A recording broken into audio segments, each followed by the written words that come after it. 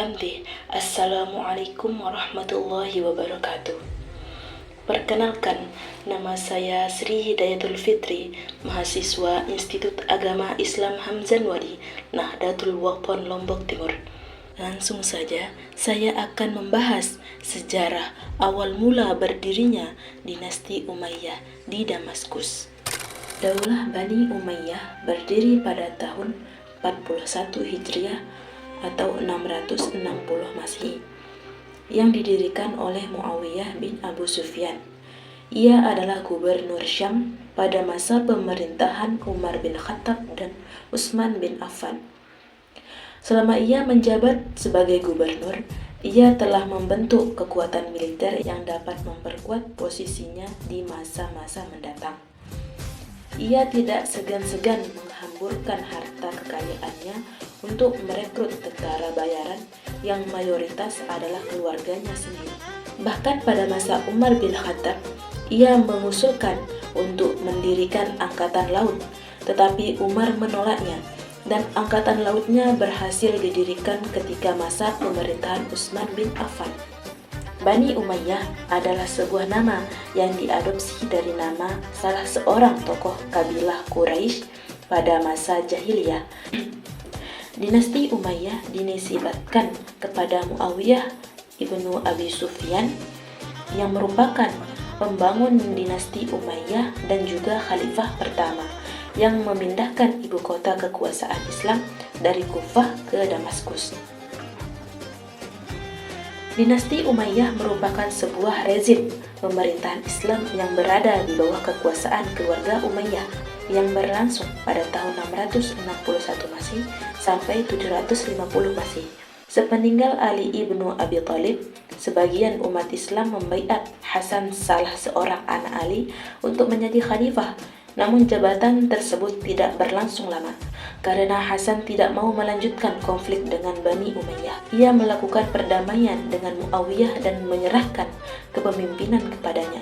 Dengan demikian, Muawiyah menjadi penguasa tunggal masyarakat Muslim ketika itu. Sedangkan keluarga Hasan hidup mengasingkan diri sebagai orang biasa. Namun, Umayyah terus memburunya hingga akhirnya Hasan meninggal karena diracun. Suksesi kepemimpinan secara turun-temurun dimulai sejak Muawiyah mewajibkan seluruh rakyatnya untuk menyatakan setia terhadap anak Yazid. Muawiyah bermaksud mencontoh sistem monarki yang terdapat di Persia dan Bizantium. Dia tetap menggunakan istilah khalifah pada kepemimpinannya, namun ia memberikan interpretasi baru untuk menggunakan jabatan tersebut. Ia menyebutnya Khalifullah dalam pengertian penguasa yang diangkat oleh Allah. Latar belakang berdirinya dinasti Umayyah pada masa pemerintahan Khalifah Ali bin Abi Thalib terjadi pertempuran Ali dengan Muawiyah di Siffin. Perang ini diakhiri dengan tahrim, tapi ternyata tidak menyelesaikan masalah, bahkan menimbulkan adanya golongan tiga, yaitu Khawarij yang keluar dari barisan Ali. Umat Islam menjadi terpecah menjadi tiga golongan politik, yaitu Muawiyah, Syiah, dan Khawarij.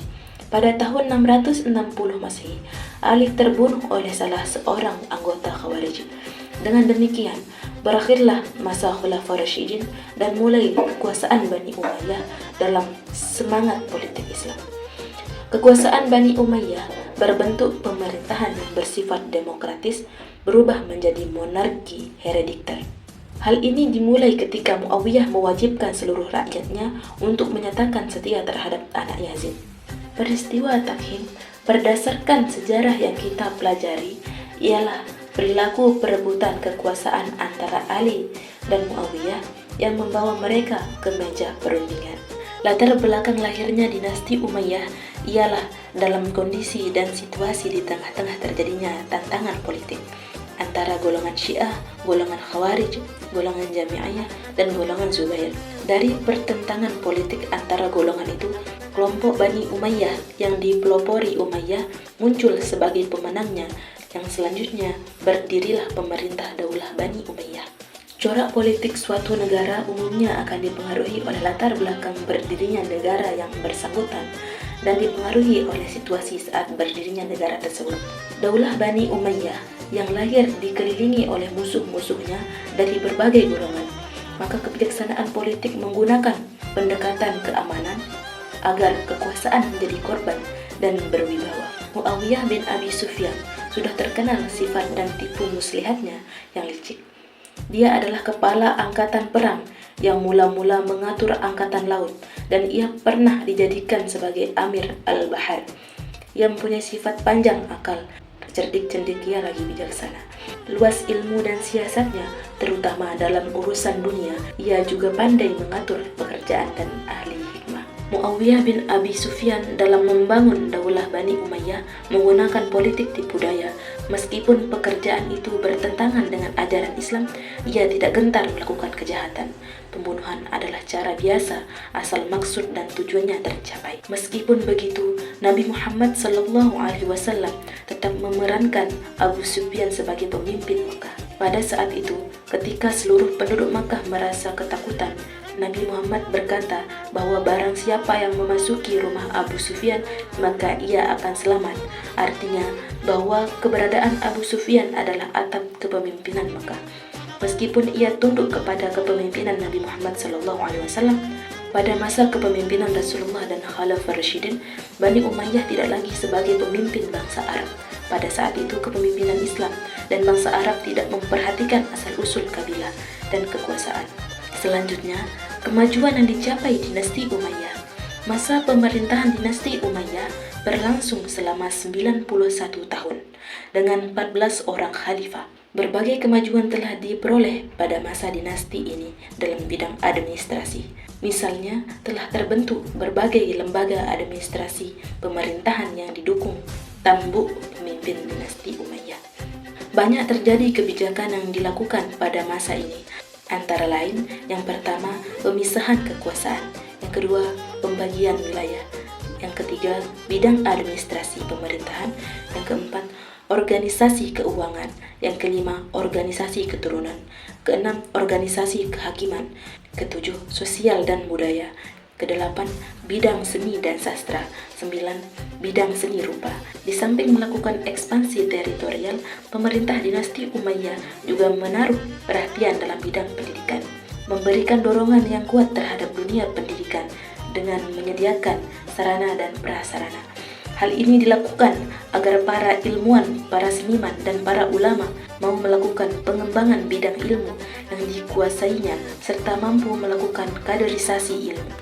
Di antara ilmu pengetahuan yang berkembang pada masa ini, yang pertama, ilmu agama, yang kedua, ilmu sejarah dan geografi, yang ketiga, ilmu pengetahuan bidang bahasa, dan yang keempat, bidang filsafat. Khalifah Al-Walid mendirikan sekolah kedokteran. Ia melarang para penderita kusta meminta-minta di jalan. Bahkan, Khalifah menyediakan dana khusus bagi para penderita kusta. Pada masa ini, sudah ada jaminan untuk sosial bagi anak-anak yatim dan anak terlantar. Dengan demikian, ilmu pengetahuan merupakan suatu keahlian yang masuk pada bidang pemahaman dan pemikiran, yang memerlukan sistematika dalam penyusunannya. Golongan non-Arab sudah terbiasa dengan keahlian ini. Golongan ini disebut mawali, yaitu golongan yang berasal dari bangsa asing atau keturunannya. Mawali berasal dari maula, budak tawanan perang yang sudah dimerdekakan. Dalam perkembangan selanjutnya, mawali diperuntukkan bagi bangsa non-Arab. Demikian berbagai perkembangan ilmu pengetahuan yang terjadi pada pemerintahan dinasti Umayyah. Kekuasaan dinasti Umayyah mengalami kehancuran pada masa kepemimpinan Khalifah Walid bin Zaid karena terjadi peperangan yang dilakukan oleh Bani Abbas yang terjadi pada tahun 132 Hijriah atau 750 Masehi. Baiklah, hanya ini yang dapat saya sampaikan, kurang lebihnya mohon dimaafkan. Allahul muwafiq wal hadi ila sabilir rasyad. Assalamualaikum warahmatullahi wabarakatuh.